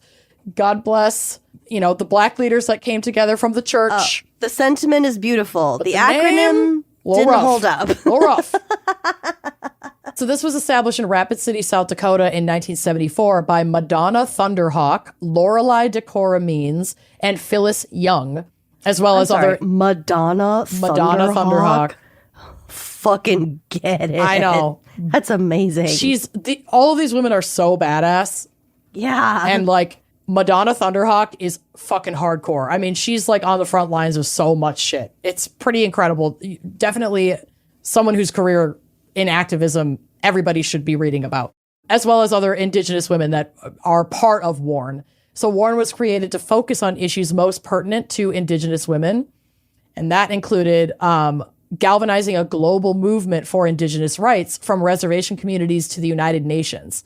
So in 1978, WARN member Janet McLeod led a march between numerous sites located from the West Coast all the way to Washington, D.C. The march was 3,000 plus miles long. Damn. At the end of the march, a protest was held in Washington, D.C., and the protest was opposing proposed new bills that would constrict Indigenous peoples' treaty rights, as well as bills that would violate fishing, hunting, land, and water rights held by the native population. Over 30,000 people rallied in the Capitol to oppose those bills. It was a really big demonstration. Soon after the rally, McLeod traveled to Seattle and destroyed the copies of the bills in front of the Seattle representative's office. She was like, fuck this shit, ripped it up, set it on fire, stomped it out. Oh my God. Fuck no. Like, do not pass this. Warren exposed the practice of illegal sterilization in the Indian Health Service. This is an act they called the theft of life and a clear act of genocide, which is absolutely fucking true. Yup. Their public education campaign helped bring national and international awareness to this issue, leading to the creation of federal regulations around consent and sterilization in 1979. Jesus. Again, our parents' fucking lifetime. This was less than 10 years before we were born. No. History was literally yesterday. Yes, but it was, there was nothing codified into law regarding the forced sterilization of Indigenous women until 1979. That's fucking wild. It's sick. 79. Warren worked with it was 7 years before we were born. Yeah. That's all right. 8. But still. Yeah. Fuck. Well, I mean, what's the difference between 7 and 8 years at that point? Mm-hmm. Warren worked with the School of Mines to study and report the correlation between high numbers of birth defects, miscarriages, and cancer, and the uranium mining contamination in Pine Ridge water sources. That's where they had like so much access to these statistics and resources to do this. They were instrumental in forming the Black Hills Alliance, bringing together a remarkable coalition of what they called, quote, cowboys and Indians. So I have to imagine they mean like white people who were right about the cause. Mm-hmm. And their own Indigenous communities, who united against proposed uranium mining, successfully stopping a corporation and protecting water in South Dakota. Good. Warren also emphasized the importance of youth education, playing instrumental roles in establishing survival schools, which were essentially to combat a lot of the damage that was done by those residential schools and boarding schools, where we are still finding Indigenous children. Well, you could easily call those erasure schools. Correct. So if these are survival schools, it's the opposite. I love it. Yep. These were Native-run schools focused on Native history, treaty rights, and cultural pride. Treaty rights. Yeah. Sorry, I get very emotional about this kind of shit. Oh my God, I love it. Madonna Thunderhawk, again, a total badass. and Oahanumpa Lakota, has been fighting for self-determination and community for Indigenous people throughout her lifetime. Like I said, she's got a very powerful career in activism. She was a central organizer at key American Indian movement occupations, including Alcatraz Island, Mount fucking Rushmore, the Bureau of Indian Affairs headquarters, and Wounded Knee. From reproductiveaccess.org, quote, in an article chronicling her history and achievements, Madonna Thunderhawk was dubbed the original gangster as a steadfast, powerful, unafraid warrior woman. This is fitting given she had a hand in forming all of the core South Dakota-based organizations that push for Indian self-determination, establish alternative schooling for Native children, protect reproductive health, and guard against natural resource pollution. Through her many campaigns and continued activism, Thunderhawk has established herself as a woman who stands her ground as a Native American and does not compromise in her efforts to prioritize the lives of America's Indigenous people. Fuck yes, Madonna Thunderhawk. Indeed. Today, WARN is resurrecting its efforts under the rallying cry, #WARNRiseAgain. While they continue to oppose uranium mining, their current focus has been expanded to fight the Keystone XL pipeline and the accompanying man camps, which are temporary housing sites for pipeline workers, predominantly men, that have been shown to exacerbate the crisis of missing and murdered Indigenous women and girls. That is so fucking fishy and not great and not monitored, regulated, anything like that. Well, it's also man camp. Here's what I would say about this.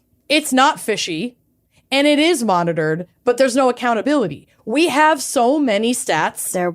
That is a more succinct way of putting it. So many stats to show that where these quote unquote man camps pop up among Indigenous communities. Women get raped, women get murdered. Yes. Women and girls. And they go missing. I mean, the stats are absurd. And we talked about this a little bit in Legal Loopholes, where like reservation police, tribal police have these statistics, but cannot prosecute because the men in the man camps are not part of that tribe that lives on that land. They're just there temporarily to work. And so they have to outsource any kind of charges to the nearest non-tribal police station. And those guys are like, meh, we don't give a fuck. It's so fucked up. It's so fucked up. And like these women are fighting so hard against this. So history shows that violence against Indigenous women significantly increases in areas with these camps, with Native women being 10 times more likely to be murdered than white women. That's disgusting. The women of WARN recognize the critical connection, quote, when we allow for the destruction of one, the earth, we enable the destruction of the other, Indigenous women. So they are very much, these communities are very much in tune with how interconnected these struggles are. Like these men come, these white men come, not just to like rape the land, but then also the people that are living on the land. It is a connected struggle. Yes. It's another resource. It's another power, control. It's commodity. Yeah. Their efforts have had success, but still need support. So while sections of the Keystone Pipeline, for example, have been shut down, I mean, we followed a lot of and supported financially a lot of those demonstrations to stop the expansion of the pipeline. And there have been successes along the way. But like a lot of the sections of pipeline that have been shut down specifically in the Dakotas were because of oil spills, not directly because of activism, but there was activism in response to these oil spills to keep them from being able to reopen those sections. But it's just so frustrating. So the damage was done. Exactly. And it's like this, we knew this shit was going to happen from the fucking jump. People who were specifically these communities, these Indigenous communities where this pipeline was going to go through, were specifically saying like, it is inevitable. A spill is inevitable. You cannot do this to our land. And they were like, we don't fucking care. We're going to build it anyway. And then guess what? It fucking spilled. Yep. So the original Keystone Pipeline remains operational, despite other sections and expansions being closed down. An expansion was blocked in 2021 when its permit was revoked by the Biden administration. We all know the risk now with you-know-who at the helm. But back to the fucking uranium. The legal battle against the Dewey Burdock mine illustrates the challenges that indigenous communities face at every fucking turn. After environmental arguments were dismissed, tribal lawyers continued to argue that the mine would irreparably damage Lakota burial grounds, ceremonial sites, and other sacred places. So while like the fight right now is happening a lot within the Lakota territory, but the intention is for there to be uranium mines once again in that territory, as well as the Sioux territory and through the Black Hills. Like, it's all on the fucking table. So, like, the Lakota territory is at the center because there's, like, so many mines there that they want to reactivate, essentially. But just because this is, like, a Black Hills episode and the fight is mostly in Lakota land right now does not mean that that devastation isn't fucking coming for other tribal lands. I mean, at the end of the day, this shit's going to come for all of everyone. Us, everyone and everywhere, for sure. So while NEPA, the National Environmental Policy Act, technically requires agencies to consider impacts on cultural heritage sites, such reviews rarely happen adequately, if at all. The Nuclear Regulatory Commission invited tribes to participate in a new cultural survey, even offering to pay them, but the Lakota declined, demanding to be engaged as a sovereign nation with a more culturally sensitive approach, and frankly, good for them. The NRC, just like the fucking US government, was offering them scraps to get them to shut up and comply, probably sign shit that they don't want to fucking sign, and not to actually take their feedback and concerns into account. As NEPA consultant and Lakota woman Kelly Morgan states, agencies often, quote, fall back on, we've met the minimum requirement, but have they really? Energy and mining companies are often treated like clients instead of regulated entities. And that last quote is from Jeff Parsons, one of the tribe's lawyers. So, like, these people know what the fuck they're talking about. Despite a D.C. Circuit Court ruling in 2018 that the NRC violated the law by licensing Dewey Burdock with a, quote, significant deficiency in its cultural review, the court refused to vacate the license, citing PowerTech's potential stock plummet. It would hurt their stock. Oh no. Yeah, because fucking everything Corporation got a boo-boo. Yeah. It's just all profit over people. It's sick. And this obviously highlights a systemic issue where settler heritage sites are commonly protected, while tribes have to fight tooth and nail every step of the fucking way to protect their sites, which are often destroyed at an astounding rate without any thought to the cultural impact that would be. But like, without any consideration of the legality, like the brazenness with which this country, the government of this country, has treated Native Americans, their ancestral land, their fucking right to their culture at every step of the way. Oh yeah. I mean, the erasure is so diabolical. At this point, nothing is surprising, but it is shocking. And it remains horrifying. You should be fucking horrified. And it's not getting better. No. It's actually expanding. Oh, God. So, yeah. As Regina Brave's grandfather taught her, the Lakota may one day need to return to the sacred caves in the Black Hills, making their protection, the Black Hills protection, vital for future generations. So the Lakota people may not be living in that area, but have ancestral ties to that area and also hold that area as sacred ground and want to fight fiercely to protect it because they have legitimate concerns that may be the last, we can't even say safe, but the last place for these communities to go and be together and honor their culture and survive. I imagine it's really hard living on Pine Ridge with the extraction of resources, with the lack of support, and holding the knowledge that you may have to leave the only land you've ever known that's so tied deeply to your culture and your ancestral lineage to hide, you know, in another sacred space. It's just like, I can't even fucking begin to imagine what kind of trauma it would be to have that be your reality. And like, white people don't really have the capacity to understand that because we just have not experienced that kind of oppression. I mean, it's fucked up. It's fucked up. So the fight for the Black Hills and against uranium mining is far from over. And this is, set those Google alerts, babes, because like, at the very least, we should be uplifting and supporting WARN and so many of these indigenous-led environmental activism groups that want to protect this land. Because again, it's not just about preserving their culture, which is so fucking important. If it were just about that, that would be plenty. But they are poisoning the entire fucking country with this shit. So it's a testament to the enduring spirit of indigenous resistance led by courageous women who continue to protect their lands, their people, and their future. And their rallying cry, like you mentioned earlier, the Black Hills are not for sale, echoes through generations, and is a demand for justice and the return of what was wrongfully fucking taken. Mm-hmm. And that's my case. God damn. I'm glad that we both kind of went for the same angle. I mean, I know that you sent me that article that I went down the rabbit hole in the first place. So I did sort of copy you in a way. But no, it's just so we don't get taught this shit. And this part of the country, the Black Hills, the Badlands, I mean, Devil's Lake in North Dakota is another favorite of mine of the Dakotas.